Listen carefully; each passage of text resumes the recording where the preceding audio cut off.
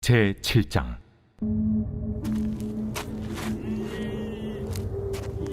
주 여호와께서 내게 보이신 것이 이러하니라. 왕이 풀을 벤 후 풀이 다시 움돋기 시작할 때에 주께서 메뚜기를 지으심에 메뚜기가 땅의 풀을 다 먹은지라. 내가 이르되 주 여호와여, 청하건대 사하소서. 야곱이 미약하오니 어떻게 서리이까 하매 여호와께서 이에 대하여 뜻을 돌이키셨으므로 이것이 이루어지지 아니하리라. 여호와께서 말씀하셨느니라.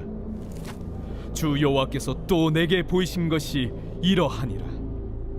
주 여호와께서 명령하여 불로 징벌하게 하시니 불이 큰 바다를 삼키고 육지까지 먹으려 하는지라.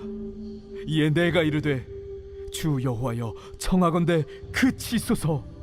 야곱이 미약하오니 어떻게 서리이까 하매 주 여호와께서 이에 대하여 뜻을 돌이켜 주 여호와께서 이르시되 이것도 이루지 아니하리라. 또 내게 보이신 것이 이러하니라.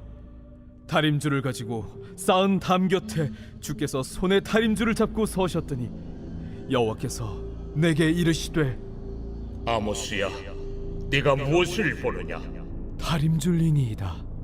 내가 다림줄을 내 백성 이스라엘 가운데 두고 다시는 용서하지 아니하리니 이삭의 산당들이 황폐되며 이스라엘의 성소들이 파괴될 것이라. 내가 일어나 칼로 여로보암의 집을 치리라. 때에 베델의 제사장 아마샤가 이스라엘의 왕 여로보암에게 보내어 이르되 이스라엘 족속 중에 아모스가 왕을 모반하나니 그 모든 말을 이 땅이 견딜 수 없나이다. 아모스가 말하기를 여로보암은 칼에 죽겠고 이스라엘은 반드시 사로잡혀 그 땅에서 떠나겠다 하나이다. 아마샤가 또 아모스에게 이르되 선견자야, 너는 유다 땅으로 도망하여 가서 거기에서나 떡을 먹으며 거기에서나 예언하고 다시는 베델에서 예언하지 말라. 이는 왕의 성소요 나라의 궁궐임이니라.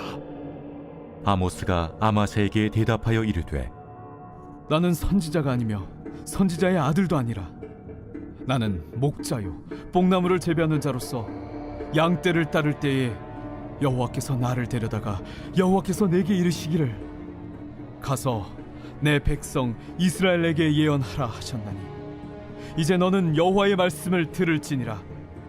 내가 이르기를 이스라엘에 대하여 예언하지 말며 이삭의 집을 향하여 경고하지 말라 하므로 여호와께서 이와 같이 말씀하시기를 내 아내는 성읍 가운데서 창녀가 될 것이요 내 자녀들은 칼에 엎드려지며 내 땅은 측량하여 나누어질 것이며 너는 더러운 땅에서 죽을 것이요 이스라엘은 반드시 사로잡혀 그의 땅에서 떠나리라 하셨느니라.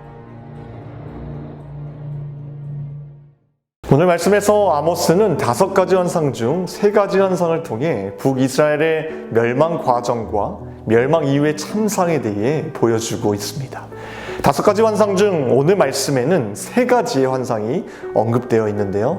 첫 번째 환상인 메뚜기 환상은 메뚜기가 땅의 풀을 다 먹어 이스라엘이 초토화될 것을 예언한 것입니다. 즉 외세의 침략에 의해서 이스라엘이 초토화될 것을 이야기하고 있는 것입니다. 두 번째 환상인 불 환상은 4절에 여호와께서 명령하여 불로 징벌하게 하시니 불이 큰 바다를 삼키고 육지까지 먹으려 하는지라.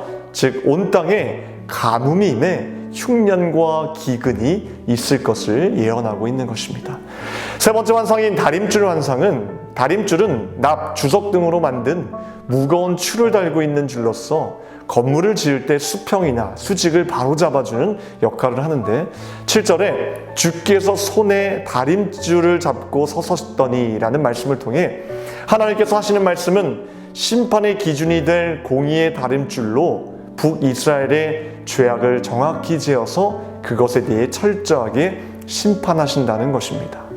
사랑하는 성도 여러분, 하나님께서 공의의 다림줄을 가지고 우리 하나하나를 세밀하게 재어본다면 어떻겠습니까?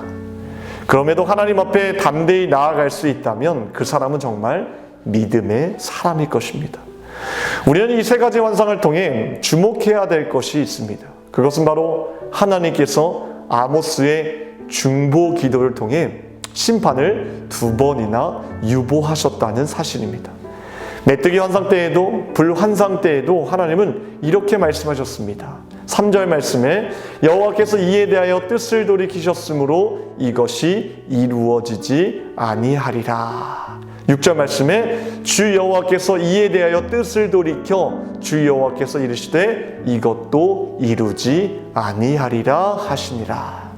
이것이 중보 기도의 힘이며 이것이 하나님의 마음입니다.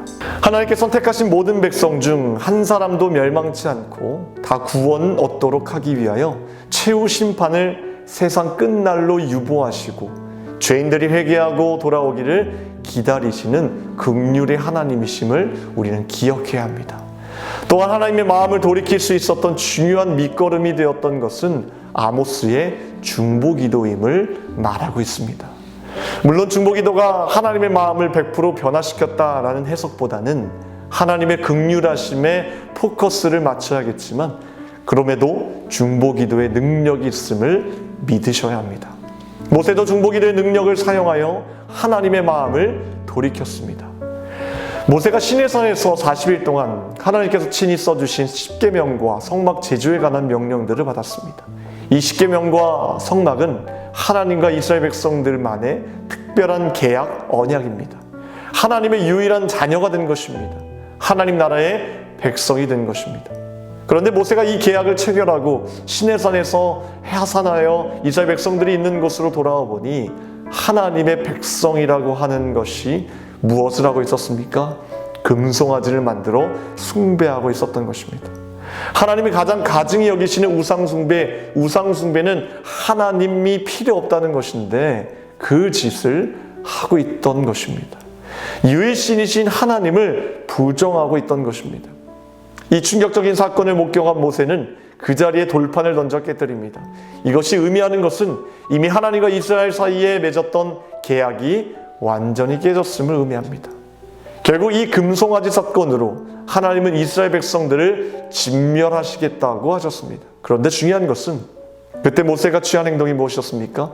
신명기 9장 25절 말씀에 그때에 여호와께서 너희를 멸하겠다 하셨으므로 내가 여전히 40주 40야를 여호와 앞에 엎드리고 40일을 밤낮으로 하나님과 백성들 사이에서 기도합니다. 중보 기도했던 것입니다.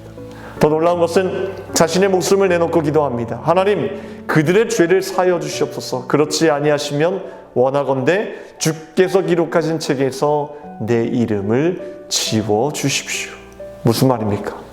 제가 지옥에 갈 테니까 이 백성들, 하나님의 백성들을 다시금 구원해 달라는 정말 간절한 기도가 아닐 수 없습니다. 놀라운 것은 이 중보의 기도를 통해 깨어졌던 언약이 다시 회복되었습니다. 하나님의 진노로 죽음뿐이었던 이스라엘 백성들이 하나님과 다시금 언약을 체결하게 됩니다. 하나님께서 자신의 뜻을 돌이키신 것입니다. 지금 우리를 이곳으로 이 새벽에 우리를 부르신 이유도 중보기도자의 사명을 감당하라고 보내신 줄 믿습니다. 하나님과 하나님께서 찾으시는 그 한 사람 사이에서 모세처럼 목숨을 건 중보기도의 능력으로 나아가라고 우리를 부르신 것입니다. 여러분들은 모세처럼 누군가를 위해 목숨을 걸고 중보기도해 보신 적이 있으십니까? 여러분들은 바울처럼 나의 형제 곧 고륙의 친척을 위하여 내 자신이 저주를 받아 그리스도에게서 끊어질지라도 그들을 구원해달라는 간곡한 기도를 드려보신 경험이 있으십니까? 저는 중보기도에 대한 묵상을 하게 되면 한 가지 떠오르는 이미지가 있습니다. 그것은 바로 다윗이 세운 성전 문지기가 떠오릅니다. 다윗은 이 성전 문지기를 아무에게나 허락하지 않았습니다. 특별히 제사장들 중에서 세웠습니다. 그 이유는 아무나 성전의 거룩함을 지키며 세속적인 것과 그렇지 않는 것을 구별할 수 없기 때문이었습니다. 분명한 진리를 가지고 하나님의 말씀으로 분별할 수 있는 자만이 거룩한 성소를 지킬 수 있다는 것을 알고 있었고, 성전으로 들어오는 모든 사람들 가운데 불경한 자들의 출입으로부터 성전을 지킬 때 성전이 계속해서 거룩함을 유지할 수 있었다는 것을 다윗은 알았기 때문이었습니다. 하나님은 여러분들을 성전 문지기로 세우셨습니다. 이것은 아무나 감당할 수 있는 직분이 아니라는 것입니다. 이 사명에 걸맞게 우리는 계속해서 다듬어지고 변화되어야 될 의무가 있습니다. 때로는 이 일에 대해 부담감이 생기고 왜 나를 택하셨지 의구심이 들 때가 있습니다. 이 직분만 아니었으면 이러한 거룩한 기준으로 살아갈 필요가 없는데 하며 불평할 때가 많습니다. 그러나 우리는 이것을 기억해야 합니다. 우리가 이 자리에 오기까지 나 자신 또한 누군가의 기도와 희생과 헌신이 있었다는 것입니다. 즉 우리 가정에 성문을 지켰던 부모님, 동역자들이 있었기 때문에 가능했던 것입니다. 이제는 우리가 이 성문을 지키는 자, 중보 기도자가 되어야 될 때입니다. 빚진 자의 마음으로 말입니다. 베드로전서 1장 5절 말씀에 하나님은 우리에게 이렇게 선포하고 계십니다. 너희는 말세에 나타내기로 예비하신 구원을 얻기 위하여 믿음으로 말미암아 하나님의 능력으로 보호하심을 받았느니라. 이 성전 문지기의 사명이 우리만의 사역이 아니라는 것입니다. 하나님께서 하신다는 겁니다. 이 말씀에 의하면 구원에 이르는 믿음의 여정 속에서 하나님의 강한 힘이 우리를 지키고 있으니 두려워하지 말라는 것입니다. 하나님의 능력으로 보호하심을 받았느니라 라고 성경은 분명하게 언급하고 있습니다. 여기에서 보호하심이란 뜻은 헬라어로 프루네오인데요. 이 뜻은 적군으로부터 아군을 보호하기 위해 감시 근무를 하고 있는 군인을 뜻합니다. 이것이 바로 성벽을 지키는 파수꾼이죠. 하나님의 보호하심은 이와 같다는 것입니다. 영적인 정전터와 같은 세상 가운데 하나님께서 늘 졸지도 주무시지도 않으시고 우리들을 지켜주시고 보호하여 주신다는 약속의 말씀입니다. 오늘 이 시간만큼은 내 자신을 위한 기도보다는 내 가족과 이웃과 나라와 민족과 주의 종과 교회를 위해 이 중보기도의 사역을 함께 감당하시는 귀한 시간이 되길, 귀한 여러분이 되기를 바랍니다. 하나님의 마음을 돌이킬 만한 능력의 기도를 하나님 앞에 드리시기 바랍니다. 지금 나를 통해 중보기도의 능력을 통해 회복시키고자 하는 그 한 사람을 위하여서 간절히 기도하시길 부탁드립니다. 오늘 월요일 새벽에 함께 기도할 공동기도 제목은 나라와 민족을 위해서 이 땅의 영적인 회복과 자유민주주의를 위해서 기도하시겠습니다. 우리 함께 기도하겠습니다.